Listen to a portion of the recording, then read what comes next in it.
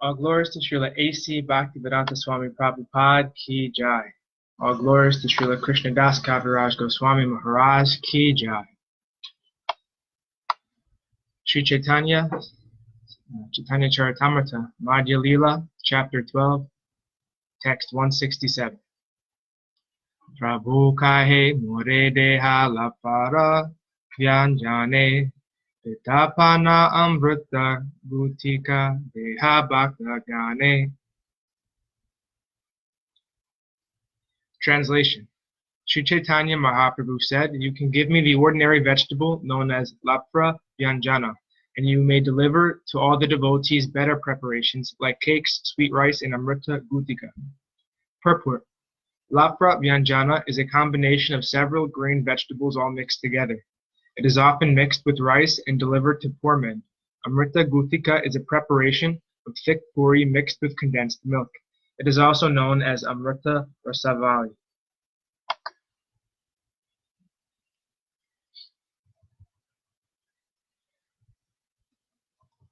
(168) Savragya Prabhu Janena Yanre Yehi Baya Tanre Se Idiyo Yaya Sripad Varaya. Translation. Since Lord Chaitanya Mahaprabhu is omniscient, he knew what types of preparations each person liked. He therefore had Swarup Damodar deliver these preparations to each devotee to his full satisfaction. 169. Jagadananda Vedaya Parishvana Karite Prabhura Pate Bale Dravya Dena Achambite. Translation. Jagadananda went to distribute prasadam, and suddenly he placed all the first-class preparations on the plate of Sri Chaitanya Mahaprabhu. 170. Yajyapi dile Prabhu Tandre Kadena Rosha Bale Chale Tabu Dena Dile Se Santosha. Translation. When such nice prasadam was put on the plate of Sri Chaitanya Mahaprabhu, the Lord was outwardly very angry. Nonetheless, when the preparations were placed on his plate, sometimes by tricks and sometimes by force, the Lord was satisfied. 171. Punarapi se dravya kare nirikshana tanrabaye prabhu kichu karena bhakshana. Translation. When the food was thus delivered, Sri Chaitanya Mahaprabhu looked at it for some time. Being afraid of Jagadananda, he finally ate something. 172. Nakaile Jagadananda karibe upavasha tanra age kichu kahana mane aitrasa. The Lord knew that if he did not eat the food offered by Jagadananda, Jagadananda would certainly fast. Being afraid of this, Lord Sri Chaitanya Mahaprabhu ate some of the prasadam he offered. 173. Swarupa Goshani Bala Mista Prasadalana Prabhuke Nivedana Kare Agedan Dana. Translation. Swarup Damodar Goswami then brought some excellent sweetmeats, and standing before the Lord offered them to him. 174. Ei maha prashada alpa karaha aspadana dikha jagannatha kaiche karyachena bhojana. Swarup Damodar Goswami then said, "Just take a little of this mahaprasad and see how it is that Lord Jagannath has accepted it." 175. Etabali age kichu kare sammarpana Tandrasneha Prabhu Kichu Karena Bhojana. Upon saying this, Swarup Damodar Goswami placed some of the food before the Lord, and the Lord, out of affection, ate it. 176. Ei mata duvijana kare bara bara vichitra ei duvi bhaktera sneha vyavhara. Swarup Damodar and Jagadananda again and again offered the Lord some food. Thus they behaved affectionately with the Lord. This was very, very uncommon. 177. Sarvam Bhome Prabhu Vashan Achena Vamapase Ui Bhaktera Sneha Deki Sarvam Bhoma Hase. Translation. The Lord made Sarvabhauma Bhattacharya sit on his left side, and when Sarvabhauma saw the behavior of Swarup Damodar and Jagadananda, he smiled. 178. Sarvabhauma Dhyana Prabhu Prashada Uttama Snehakari Bara Bara Karana Bhojana. Translation. Lord Sri Chaitanya Mahaprabhu also wanted to offer Sarvabhauma Bhattacharya first-class food. Therefore, out of affection, he had the servers put first-class food on his plate again and again. 179. Gopinatha Charya Uttama Mahaprashadani Sarvambho Mediya Kahe Sumadhuravani. Translation. Gopinathacharya also brought first-class food and offered it to Sarvabhauma Bhattacharya while speaking sweet words. 180. Kahan Bhattacharyera Purva Jata Vyavarhara Kahane Paramananda Karaha Vichara. Translation. After serving the Bhattacharya with first-class prasadam, Gopinathacharya said, "Just consider what the Bhattacharya's previous mundane behavior was. Just consider how at present he is enjoying transcendental bliss." Purport. Sarvabhauma Bhattacharya was previously a Smarta Brahman, that is, one who strictly follows the Vedic principles on the mundane platform. On the mundane platform, one cannot believe that prasadam is transcendental, that Govinda is the original form of the Supreme Personality of Godhead, or that a Vaishnava is a liberated person. These transcendental considerations are out of the ordinary Vedic scholars' jurisdiction. Most Vedic scholars are called Vedantists. These so-called followers of Vedanta philosophy consider the absolute truth to be impersonal. They also believe that a person born in a particular caste cannot change his caste until he dies and takes rebirth. The Smarta Brahmanas also reject the fact that Mahaprasadam, food offered to the deity, is transcendental and materially uncontaminated. Originally, Sarvabhauma Bhattacharya was subjected to all the rules and regulations of the Vedic principles on the mundane platform. Now, Gopinathacharya pointed out how Sarvabhauma Bhattacharya had been converted by the causeless mercy of Sri Chaitanya Mahaprabhu. Being converted, Sarvabhauma partook of prasadam with the Vaishnavas. Indeed, he sat by the side of Sri Chaitanya Mahaprabhu. 181. Sarvabhauma kaheyami tarkika kubudhi Tomhara prasade mora e sampatsihi. Sarvabhauma Bhattacharya replied to Gopinathacharya, "I was simply a less intelligent logician, but by your grace I have received this opulence of perfection." 182. Mahaprabhu vinakena nahi daya maya kakere garuda kare aiche kon haya. Translation. But for Sri Chaitanya Mahaprabhu, Sarvabhauma Bhattacharya continued, "Who is so merciful? He has converted a crow into Garuda.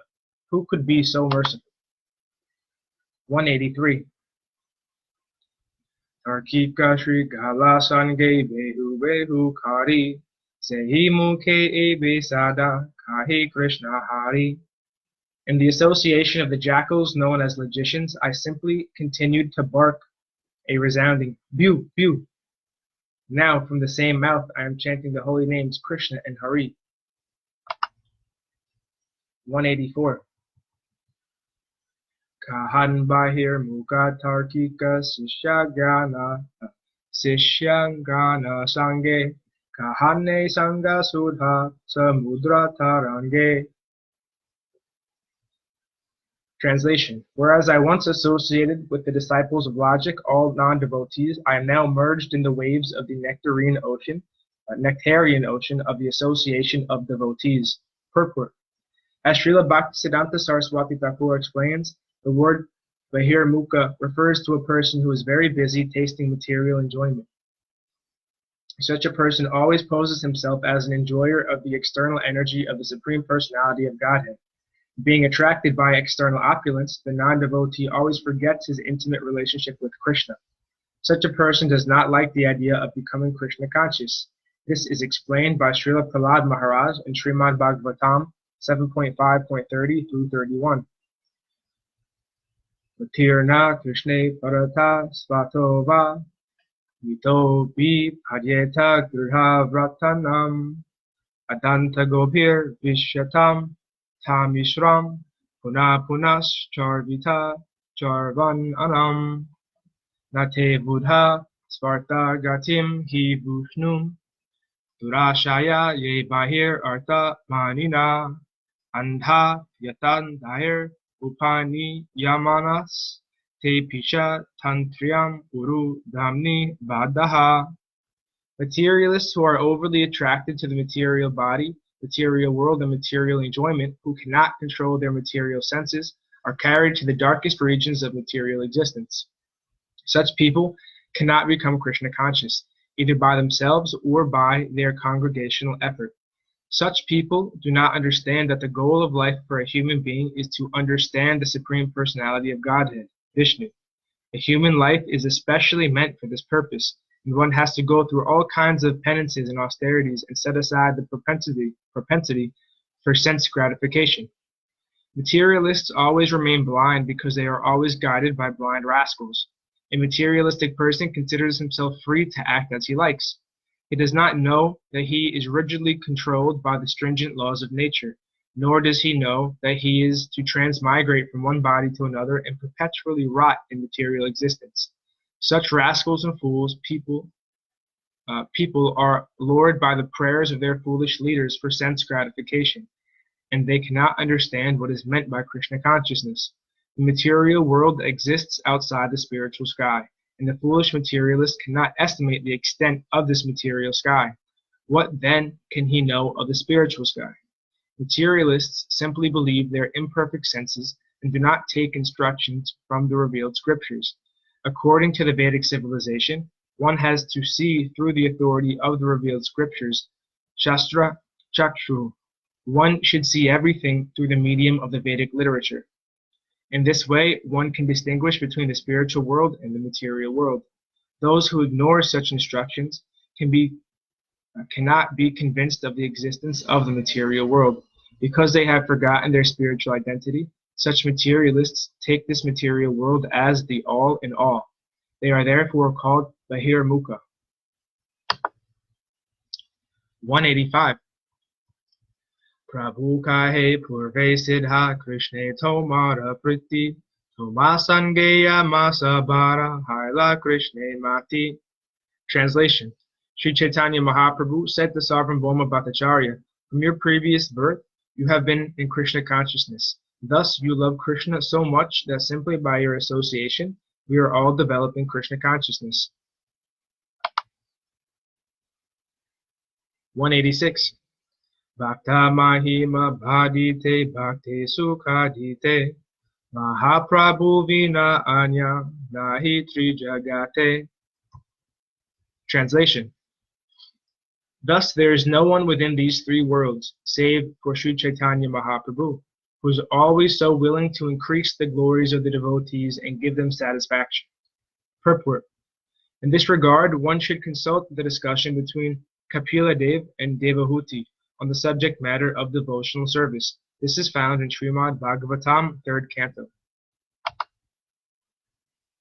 187. Tave Prabhu pratyeke sabha bhaktera namalana pitapana diyo yaila prashada kariya. Translation. Sri Chaitanya Mahaprabhu then took all the remnants of food offered to Jagannath, such as cakes and sweet rice, and distributed them all to other devotees, calling them individually. 188.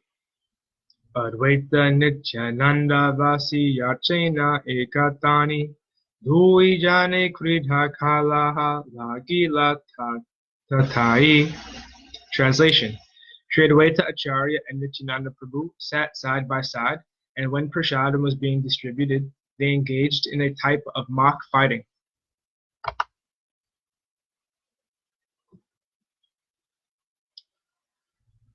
189. Advaita kahe avadhu tera sange eka pankti bhojana kari luna jani habe kun jati. Translation. First, Advaita Acharya said, I am sitting in the line with an unknown mendicant, and because I am eating with him, I do not know what kind of destination is awaiting me. 190. Prabhuta sanyasi unhara nahi upachaya anadoshe sanyasira dosha nahi haya. Translation. Sri Chaitanya Mahaprabhu is in the renounced order of life. Consequently, he does not recognize discrepancies. As a matter of fact, a sannyasi is not affected by eating food from anywhere and everywhere. 191. Nana doshena maskari e shastra pramana amita grihasta brahmana amara dosta sthana. Translation. According to the Shastras, there is no discrepancy in a sannyasi's eating at another's house, but for a householder brahmana, this kind of eating is faulty. 192. Janma kula shilakshara na jani yahara tara sange eka panti bhara anachara. It is not proper for householders to dine with those whose previous birth, family, character, and behavior are unknown. 193. Nityananda kahetumi advaita acharya advaita siddhante bhade sudha bhakti karya. Nityananda Prabhu immediately refuted Srila Advaita Acharya, saying, You are a teacher of impersonal monism, and the monistic conclusion is a great hindrance to progressive pure devotional service. 194. Tomara siddhanta sangha kareye jane ekavastu vinasei vitiya nahi mane. Translation.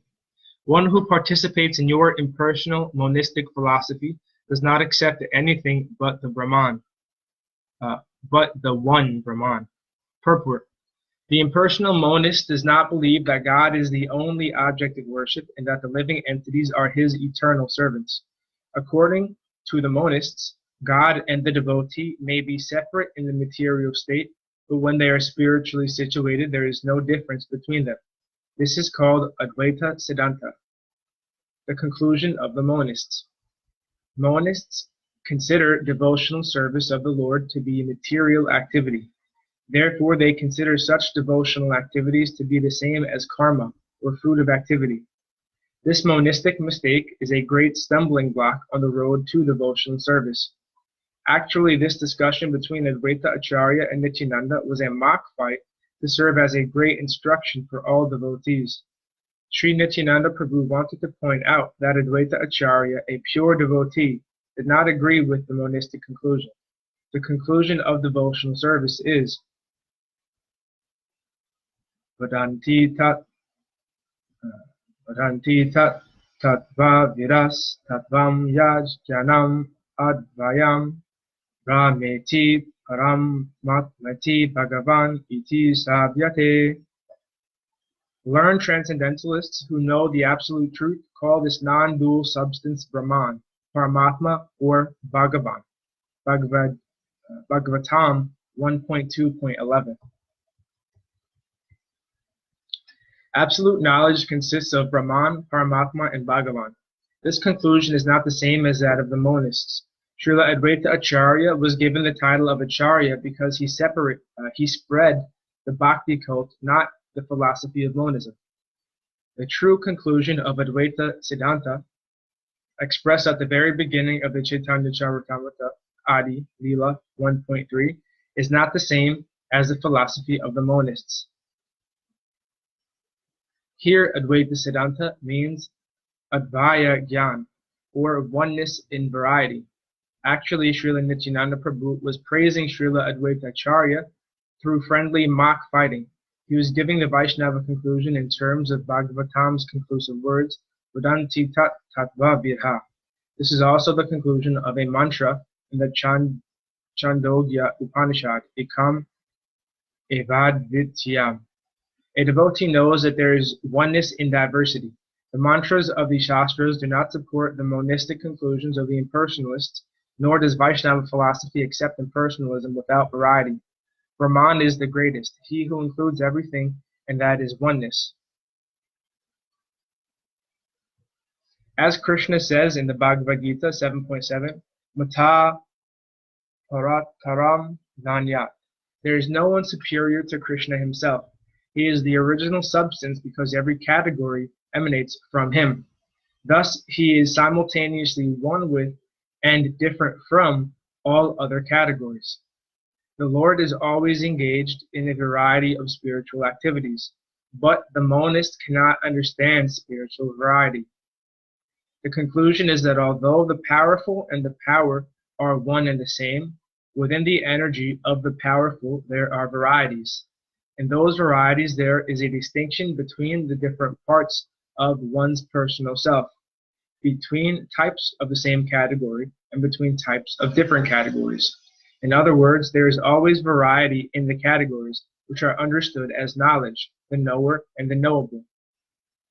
Due to the external existence of knowledge, the knower and the knowable, devotees everywhere know about the eternal existence of the form, name, qualities, pastimes, and entourage of the Supreme Personality of Godhead. Devotees never agree with the monists' preaching of oneness, unless one adheres to the conceptions of the knower, the knowable, and the knowledge. There is no possibility of understanding spiritual variety, nor can one taste the transcendental bliss of spiritual variety. The philosophy of monism is an adjustment of the Buddhist philosophy of voidism. In a mock fight with Sri Advaita Acharya, Sri Nityananda Prabhu was refuting this type of monistic philosophy. Vaishnavas certainly accept Lord Sri Krishna as the ultimate one, and that which is without Krishna is called Maya, or that which has no existence. External Maya is exhibited in two phases, Jiva Maya, the living entities, and Guna Maya, the material world. In the material world there is Prakriti, material nature, and Pradhana, the ingredients of material nature. However, for one who becomes Krishna conscious, the distinction between the material and spiritual varieties does not exist. An advanced devotee like Prahlad Maharaj sees everything as one, Krishna. As stated in Srimad Bhagavatam 7.4.37, Krishna graha grihitatma na veda jagad irdrisham. One who is in full Krishna consciousness does not distinguish between things material and spiritual. He takes everything to be related to Krishna and therefore spiritual. By Advaya Jnana Darshana, Srila Advaita Acharya has glorified pure devotional service. Srila Nityananda Prabhu herein sarcastically condemns the philosophy of the impersonal monists and praises the correct non-dual philosophy of Sri Advaita Prabhu.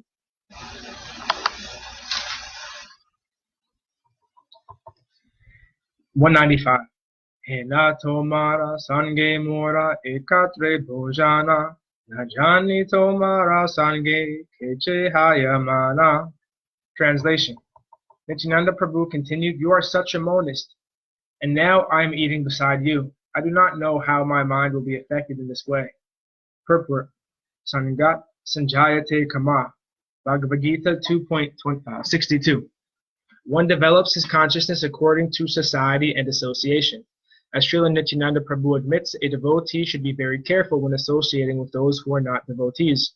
When asked by a householder devotee what the behavior of a devotee should be, Sri Chaitanya Mahaprabhu immediately replied, Asat Sangha Tyaga Ehi Asat Sangha Tyaga Ehi Vaishnava Achara Sri Sangi Eka Asadhu Krishna Bhakta Ara. Madhya Lila 22.87. A Vaishnava, a devotee, should simply discard intimate association with non-devotees. In this Upadesa Samvrta, Srila Rupa Goswami has described the symptoms of intimate relationships in this way. Dadati prati gurnati guyam akhyati prachati bunte bojata te chaiva sadvidham prati lakshanam. The words bungute, bhojayate indicate that one should eat with devotees. One should carefully avoid eating food offered by non-devotees. Indeed, a devotee should be very strict in not accepting food from a non-devotee, especially food prepared in restaurants or hotels or on airplanes. Srila Nityananda Prabhu's reference in this connection is meant to emphasize that one should avoid eating with Mayavadis and convert Mayavadis like the Sahaja Vaishnavas who are materially affected. This ends our reading for today. All glories to Sripad Bhakti Madhava Maharaj Ki Jai. All glories to Om Vishnupad Srila Bhakti Nirmalachari Maharaj Ki Jai. Hare Krishna.